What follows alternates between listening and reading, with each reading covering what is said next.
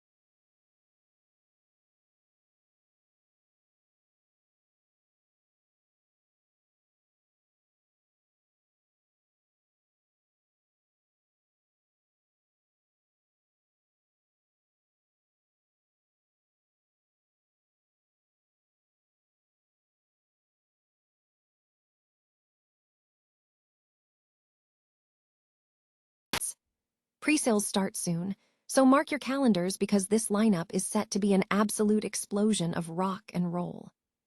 And finally, we switch gears to pop culture advice. Carson Daly is laying down some serious rules for his kids when it comes to dating, and he has one absolute deal breaker. We dive into what the host, Carson Daly, says about what he won't allow his children to date. And don't forget to follow us on Instagram at WeArePauseRewind for all your pop culture obsessions. Spotify is significantly enhancing trust within its podcast platform by expanding its Verified by Spotify system to include official verification badges for shows. This move signals a platform-wide effort to combat growing concerns surrounding AI voice cloning and synthetic media. The light green checkmark badge will begin appearing on select podcast pages and search results starting today, with a wider rollout planned for the coming months. Spotify states that verified shows will undergo rigorous review based on criteria including sustained audience engagement, adherence to platform rules, and safeguards against fraudulent or bot-driven listening activity. However, the announcement's most impactful element is Spotify's explicit stance on AI impersonation. The company has announced plans to remove podcast content that imitates another creator or host's likeness without explicit permission, specifically targeting the use of AI voice cloning technologies. This serves as a clear public signal from a major audio platform that it is actively preparing for an era where synthetic voices will become increasingly indistinguishable from real ones. The move underscores Spotify's understanding that the intimacy fostered by podcasting, where listeners build deep relationships with creators, is fundamentally dependent on trust. As AI-generated audio complicates identity, platforms are implementing clearer signals to distinguish official content. Industry analysts suggest this development follows trends already seen in the music sector, where the industry is grappling with AI clones.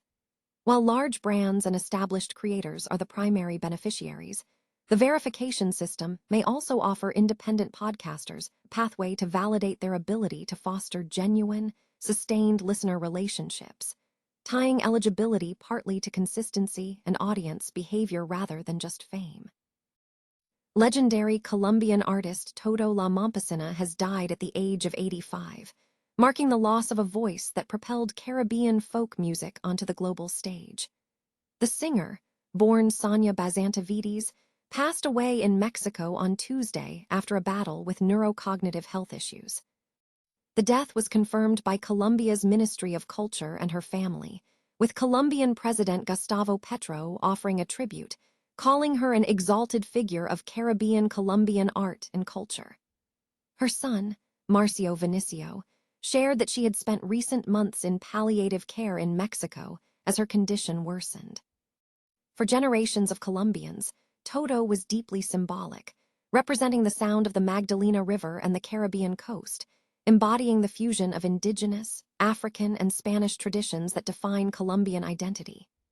Her music was crucial in preserving and introducing rhythms such as cumbia, bulareng, mapalé, poro, and chalupa to international audiences across Europe, the United States, and Latin America. Born in 1940 near Mompox, Totó's musical lineage was strong, with her father being a percussionist and her mother a singer and dancer. After beginning professional performances in the 1960s, she further honed her craft by studying music and folklore in Bogotá, Paris, and Cuba. Her international breakthrough arrived in the early 1990s with the release of the album La Candela Viva on Peter Gabriel's Real World label. This record introduced traditional Colombian rhythms to a worldwide audience decades before Latin music achieved mainstream status. Tracks like La Verdolaga, Prend la Vila, Curará, and El Pescador became staples in Latin American folk music. Totó's influence extended into cultural diplomacy. In 1982, she accompanied Gabriel Garcia Marquez to Stockholm during the Nobel Prize ceremony, cementing her role in Colombian cultural history. Her legacy continues through collaborations with major artists including Cal 13, Lila Downs, and J Balvin, as well as sampling by acts like Major Lazer and Jay-Z, successfully bridging traditional folklore with contemporary global sounds.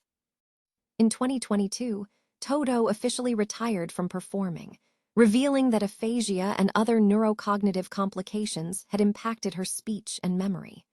Her final public appearance was at Colombia's Festival Cordillera that same year, which served as an emotional farewell.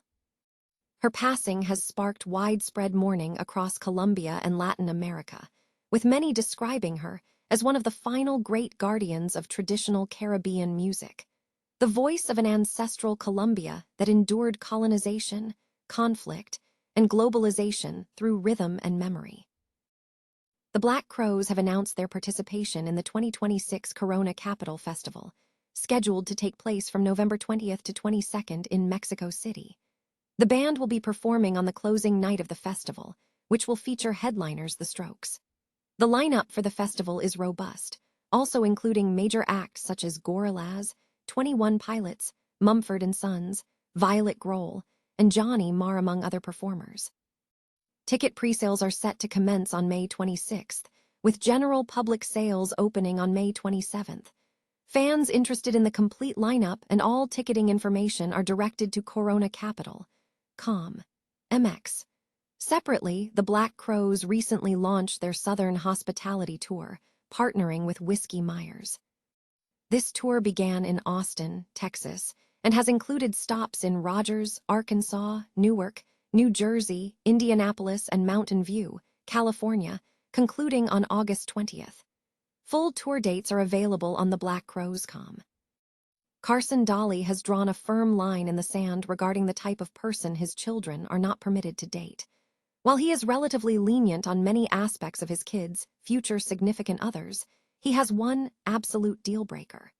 Speaking on the topic during a recent appearance on Today with Jenna and Chanel, Daly addressed the question of dating rules for his children. When pressed, Daly initially suggested a reservation about a vegan partner before quickly pivoting to a more specific boundary. Daly explained that food is central to his family dynamic, stating, "Food is, a really important part of, the fabric of our family. If we didn't have food, I wouldn't talk to my wife about anything." He illustrated his point by mentioning his smoker, saying, "It holds us together."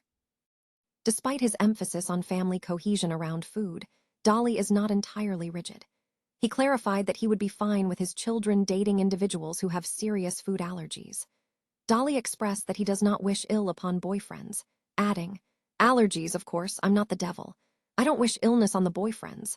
I'm just saying it would suck if they came into the house on Sunday and we were gonna do a big Daly feast of pizzas and they were like, I can't eat anything. I would just be like, he's a loser." Daly, who hosts The Voice on NBC, has 4 children with his wife, Siri. Jackson, 17, Etta, 13, London, 11, and Goldie, 6.